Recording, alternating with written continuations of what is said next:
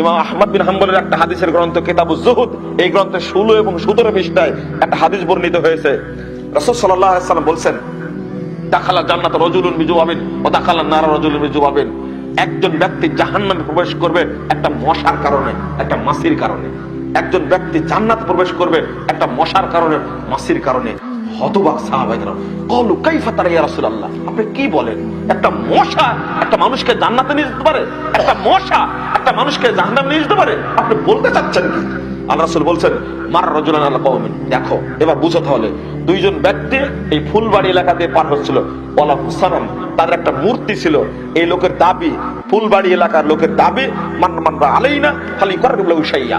এই লোকের দাবি হলো, যে ব্যক্তি এদিক দিয়ে অতিক্রম করবে রোড দিয়ে, ওই যে স্পিড ব্রেকার, মাজারের সামনে রেল লাইনে কোনো মাজার নাই, সব মাজার বাস লাইনে স্পিড ব্রেকার দেওয়া আছে ওই জায়গাতে।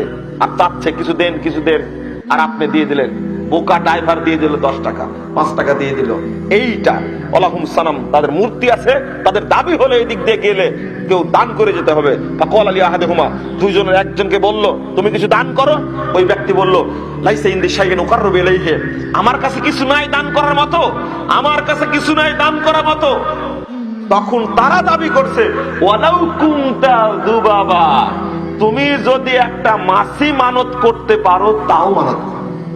ফাকররা ভালো যুবাবা, আচ্ছা ঠিক আছে, আমি একটা মাছি মানত করে দিলাম, মশা মানত করলাম যে এই মাজারে একটা মশা দেব, আমি মানত করে দিলাম।